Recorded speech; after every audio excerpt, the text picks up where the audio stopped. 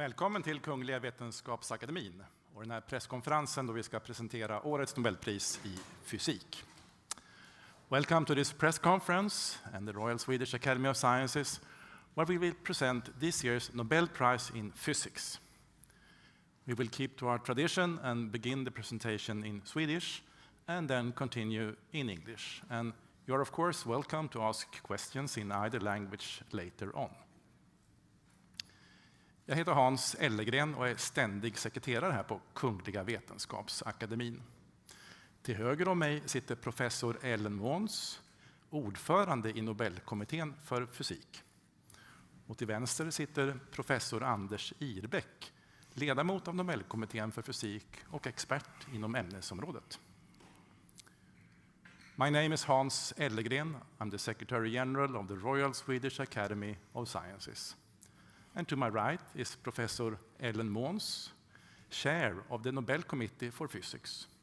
And to my left is Professor Anders Irbäck, member of the Nobel Committee in Physics and expert in this field. Årets pris handlar om maskiner som lär sig. This year's prize is about machines that learn.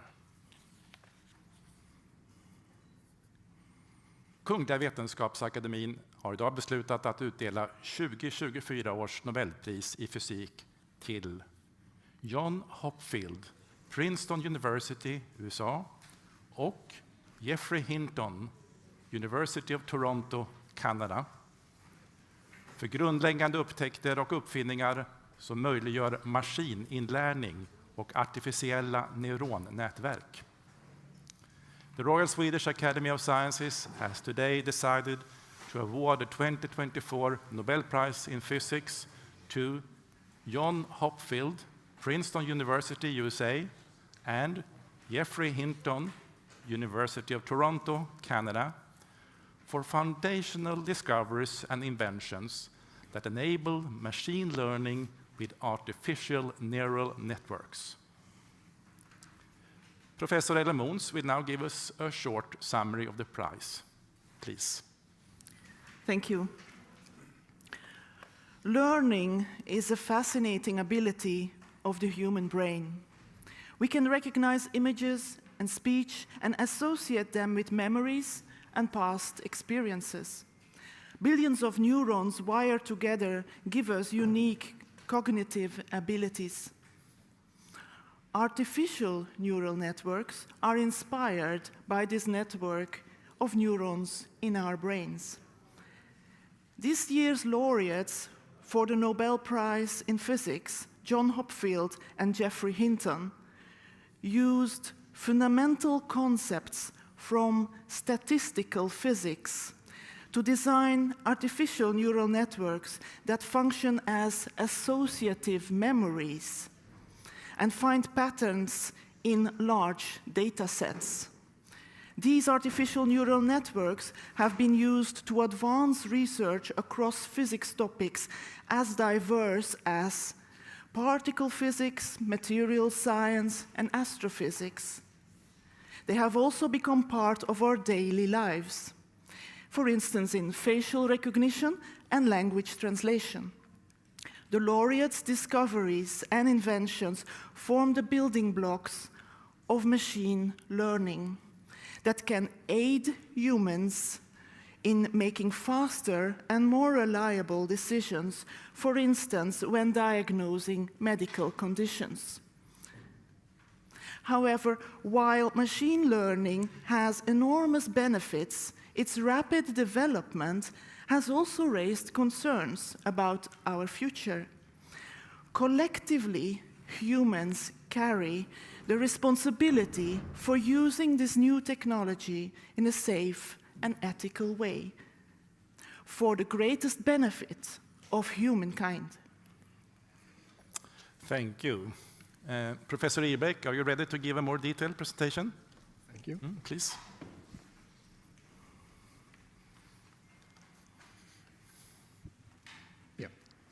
So this year's Nobel Prize in Physics is about artificial neural networks.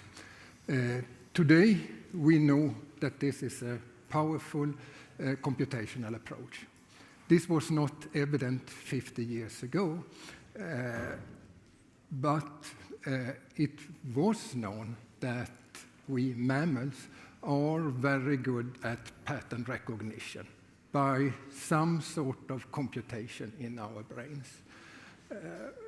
And this sparked an interest in understanding the collective properties of networks of simplified neurons connected by couplings with a strength that could become weaker or it could become stronger. And the idea would then be to determine the strengths of the couplings to achieve a certain function, and doing that by training the network on many examples.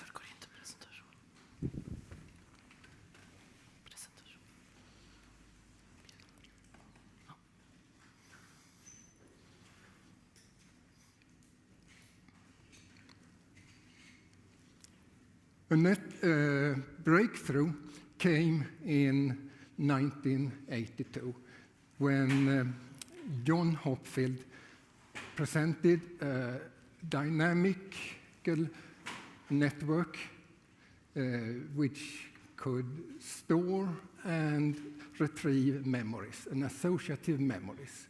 The memory had simple binary 0-1 nodes, all nodes connected, pairwise connected. The states that remained unchanged with time were identified as memories. Moreover, it was possible to introduce an energy similar to energies one has in studying magnetic systems in physics. And that energy had the property that it was low in the states corresponding to memories.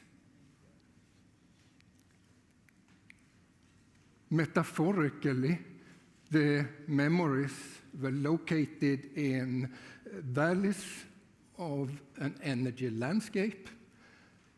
When starting from a distorted pattern with then a higher energy, it would slide down, the network would slide down in energy to a nearby valley. And by this process, the distorted pattern could be corrected.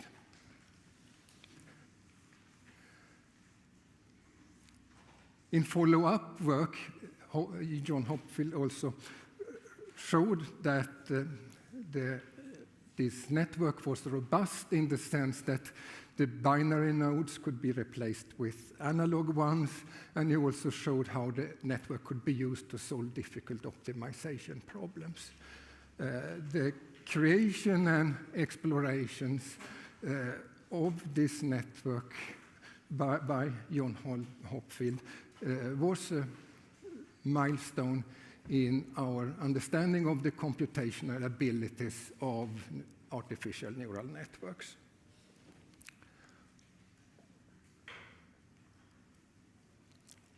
Another important discovery came soon afterwards by Geoffrey Hinton and Terence Sejnowski. They created a stochastic version of the Hopfield network based on statistical physics and called the Boltzmann machine. So here the focus is on statistical distributions of patterns rather than individual patterns. It is a generative model. Once trained, it can be used to generate new instances from the learned distribution.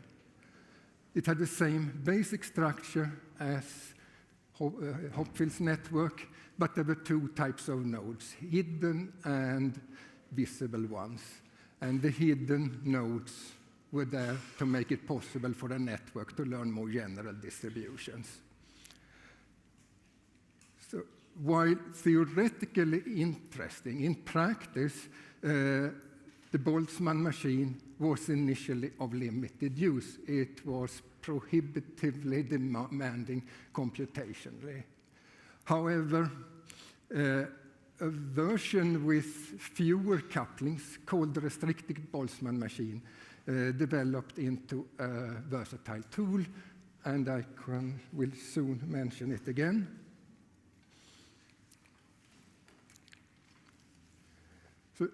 So far, I talked about recurrent networks with feedback connections. Many of today's deep learning methods involve feed-forward networks where information flow from an input layer to an output layer via hidden layers. In the 1980s, Hinton showed how such a network with hidden layers could be trained, and in that process, he also elucidated the important function of hidden layers. Then in the 1990s, there were applications of multi-layer networks, successful applications, for example, for the classification of handwritten digits. But the networks that one could train had relatively few couplings between consecutive layers. It remained a challenge to train more general deep structures with high connectivity between the layers. And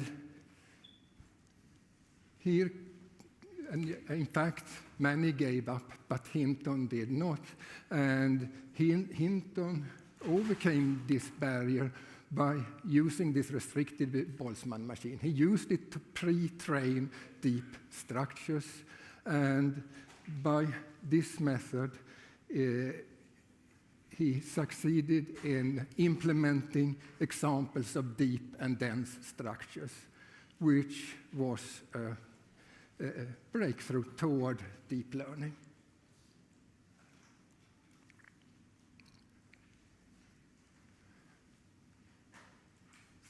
Finally, so now I have talked about physics, how physics has been a driving force in behind innovation and development in artificial neural network. It's also interesting to see how physics as a research field is benefiting from these methods. And one example, well-established example here, is data analysis in particle physics and astrophysics. An increasingly important application is in modeling materials. For example, to search for novel, more efficient solar cells. Yet another example is in explicit physics-based climate modeling to enable higher resolution. Finally, I want also to mention two applications, successful applications outside the physics area, protein structure prediction and analysis of medical images. So, thank you for your attention. Thank you, Professor Irbeck. I think we might have John Hopfield or Geoff Hinton with us on the phone. Good morning, Professor Hinton. Good morning. Please accept our warmest congratulations to receiving the Nobel Prize in Physics. Thank you very much. How do you feel right now? I'm flabbergasted. I had no idea this would happen. I'm very surprised. I could imagine. I'm sitting here in this beautiful session hall of the Royal Swedish Academy of Sciences. here at the press conference. There are many interested journalists from both the Swedish and the international press.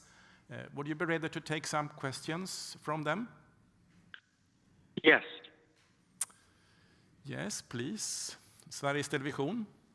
Thank you. My warmest congratulations to your achievements and to this year's Nobel Prize in Physics. My name is Susan Ritzen, and my question comes from Swedish television. I know many of our viewers, also lay people, are very curious about the discoveries awarded here today.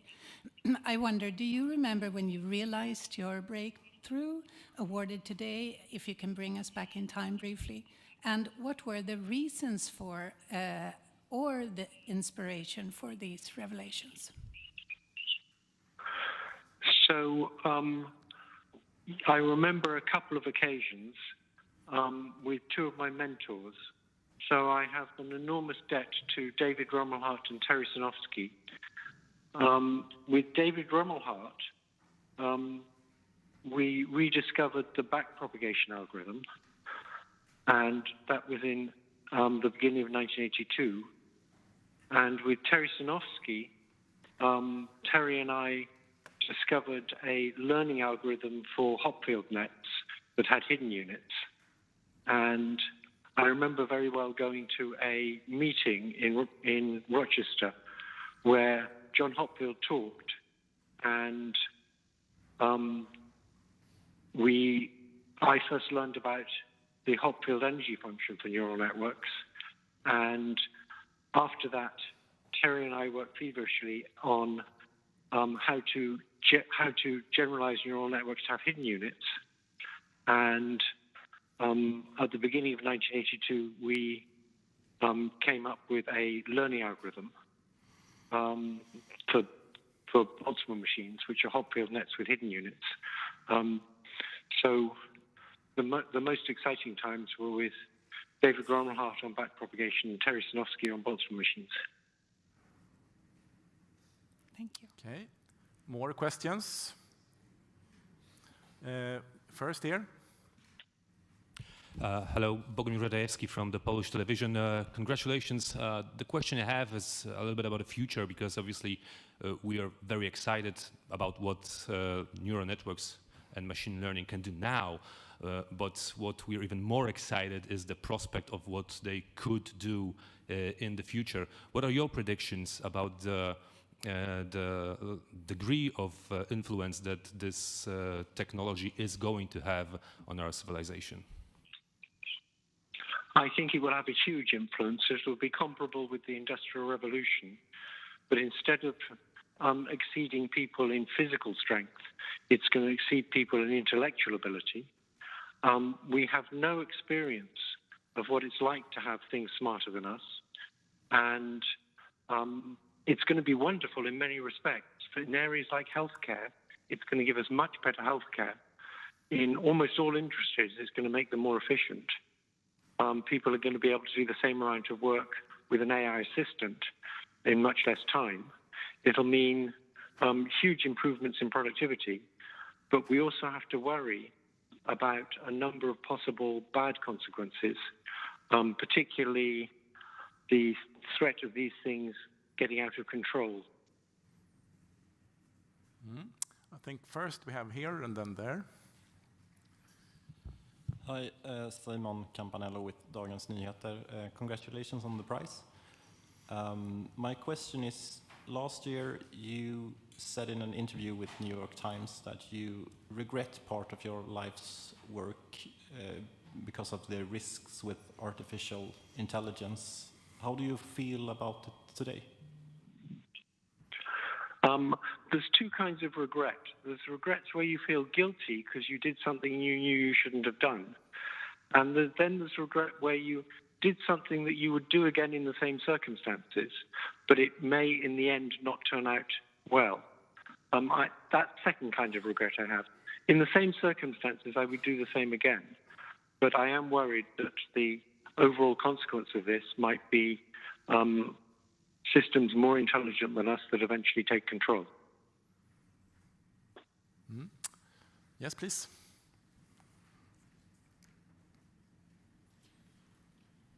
Congratulations on the prize. My name is Anneli Megner Arn, and I'm from TV4, a Swedish TV channel.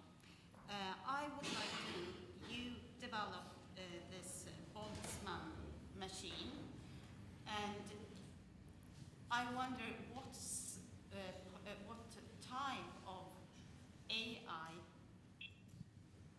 what type of AI do you has come out of it, like GPT, or how you see breast cancer in X-rays, or how you make funny pictures in DALL-E. What kind of AI do your research build on your research? So there were two different learning algorithms I was involved in. One was the Boltzmann machine, which was a learning algorithm for Hopfield nets with hidden units. And we did eventually find a practical version of that. But that's not what's led to the main progress currently in neural nets. That's the backpropagation algorithm.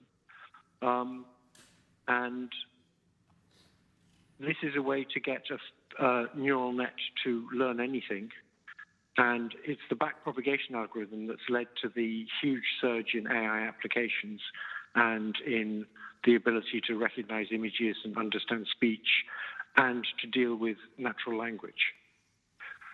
It's not the Boltzmann machine that did that, it's the backpropagation algorithm. More questions? Yeah, one here, please. Hi, my name is Bill. I'm from the Swedish paper Ny Teknik. Do you have any favorite AI tool that you use? I actually use GPT-4 quite a lot. Whenever I want to know the answer to anything, I just go and ask GPT-4. I don't totally trust it because it can hallucinate, but on almost everything, it's a not very good expert. And that's very useful. Okay. I don't see any more. Yeah. Is there one more hand there, please, in the back? Yes, hello. Congratulations. Paul Rees from Al Jazeera English. Could you just give us a sense of where you were when you got the call, how it affected you? Is this a day you have in your diary just in case you get that call, or is it a bolt from the blue? It was a bolt from the blue. I'm in a cheap hotel in California that doesn't have an internet connection and doesn't have a very good phone connection. I was going to get an MRI scan today, but I think I'll have to cancel that. Okay, this seems to be the last question from the press for you, Professor Hinton. Thank you, and once again, our warmest congratulations. We look forward to see you here in Stockholm in December for the Nobel Prize ceremony. Thank you. Okay. So let's move on to more questions about the physics prize and the research involved. Or if you want to ask the committee members questions about their work. And again, questions are welcome in either English or Swedish.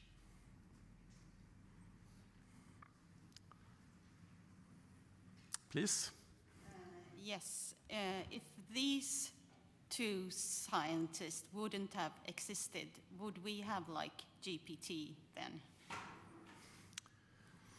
Professor Måns, do you want to address that? That's a very difficult question to answer because it's hard to imagine. They have contributed, of course, enormously very early in the progress of this technology. So in the 80s, these first steps were taken, and later on, other scientists have built upon these developments. So in a sense, it may have been difficult without those groundbreaking first discoveries and inventions. Sveriges Television.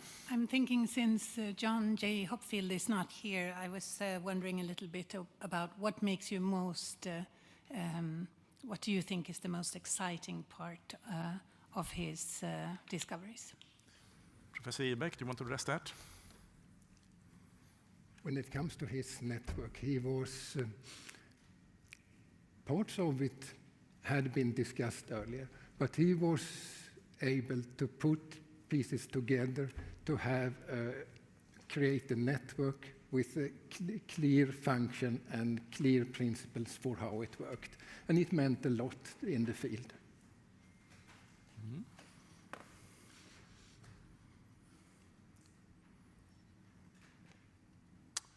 Yeah. One more question here. Oh, sorry. Yes, I also wonder about the worries that Geoffrey Hinton expressed. What are your worries about this technology? Professor Måns, you want to address? Well, these type of worries are expressed a lot and discussed in the scientific community, and I think it is very good that they are discussed, and it comes. It contributes to the knowledge about machine learning in the society. I think it's important that as many people as possible learn about the mechanisms of machine learning so that it's not just in the hands of a few individuals. So I think, of course, Professor Hinton is one of many who express their views on this, and yeah, I think that's very good. Yeah. Maybe I can add there that there are of course many discoveries and inventions over the time that has been potentially possible to misuse, but it's sort of a common responsibility for a society to have regulations to avoid that to happen, and I think that would apply too when it comes to artificial intelligence.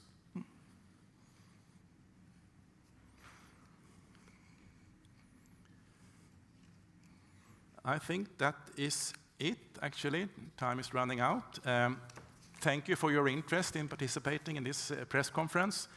We hope to see you again here tomorrow when we will present the Nobel Prize in Chemistry. So, thank you.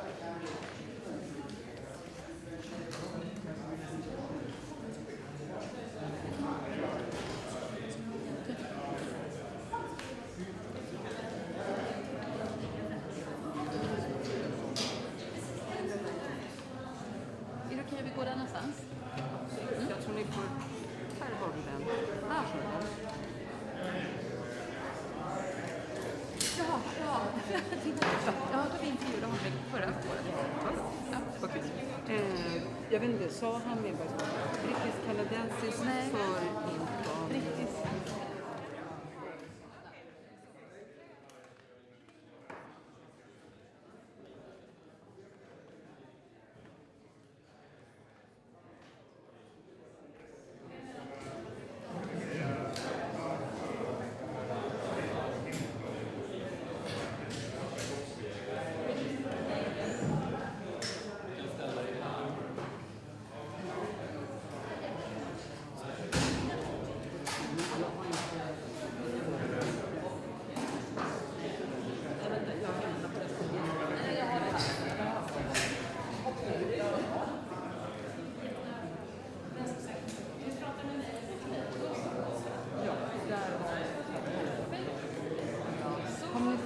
Yes.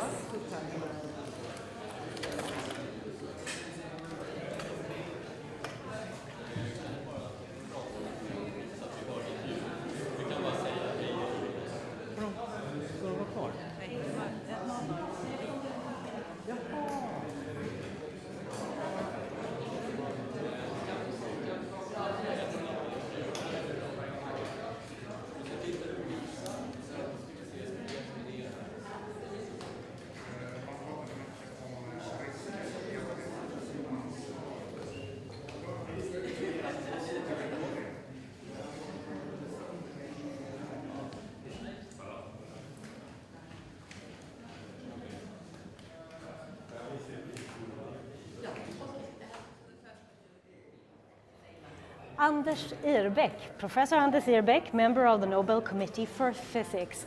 Please, could you summarize this year's physics prize for us? I would say that it is about foundations in the field of artificial neural networks, which has become, well, the main method in machine learning. Foundations that come from physics with built on ideas and methods from physics. Will you develop that a little bit more, what these particular two, the laureates, have done respectively? Yeah. When it comes to John Hopfield, who was first, I should perhaps say that John Hopfield was already before the prize towering figure in biological physics, had looked at other problems, but now he became interested in neural networks. And he created a model with elements of it was similar to what one has in magnetic models in physics, but this was a new thing for neural networks. And it was good because it put together different elements. He gave the network a clear function, and it worked according to clear principles. All right, and created what part? Was this sort of the memory part? Yes, this was the associative memory. Exactly. Yes. And the other laureate? Geoffrey Hinton.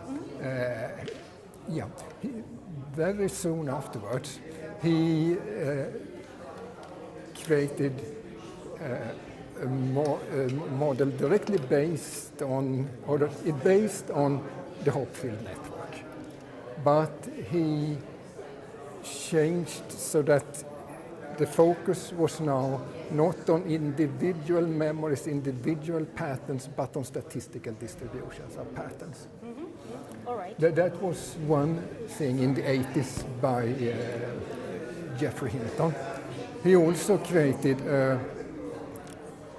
learning algorithm for what is called multi-layered networks, feed-forward multi-layered networks. And what could that do? So the whole idea then in an artificial neural network is that I have my system of nodes or neurons. They are connected by couplings, and those can have different strength. And in order to achieve some function, one has to train the network on many examples. And training means that one tries to determine good values for these couplings. And this is complex because there are a lot of couplings in such a network. And Hinton created learning algorithms for this Boltzmann machine and for multi-layer feed-forward structures. And that were two very important contributions. And these are some important contributions for what we today call AI, artificial intelligence. Will you tell me something about how this, I think we've all heard about it, but what would you say are the most important ways this affects us today? In many ways. So in not least in science, in physics and other scientific fields. And in physics, these tools based on artificial network, they have been around for quite some time. Already before it became deep learning, there were many useful tools. And now, as the artificial neural network tools get more and more powerful, we steadily see new applications. And material science, modeling in material science is one important example. And outside physics, it was pointed out by Hinton himself in the interview, but certainly healthcare is a very important area. It is already a very good tool for analysis of medical images of different kinds. Mm-hmm. Now, we just heard Geoffrey Hinton here in the press conference saying he was flabbergasted. Is there anything personal you know about the laureates that you would like to share with us?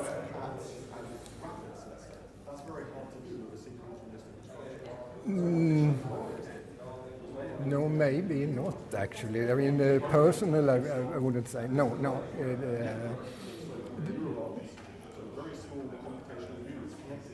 They have both been really, I think, true pioneers and finding new ways to tackle problems. How would you tell us in a sentence or two just why you are excited about awarding the prize to this particular field this year?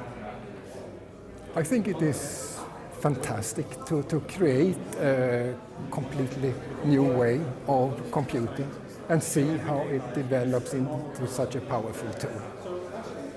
Thank you. Thank you very much, Professor Anders Irbeck, member of the Nobel Physics Committee. Yeah, thank you.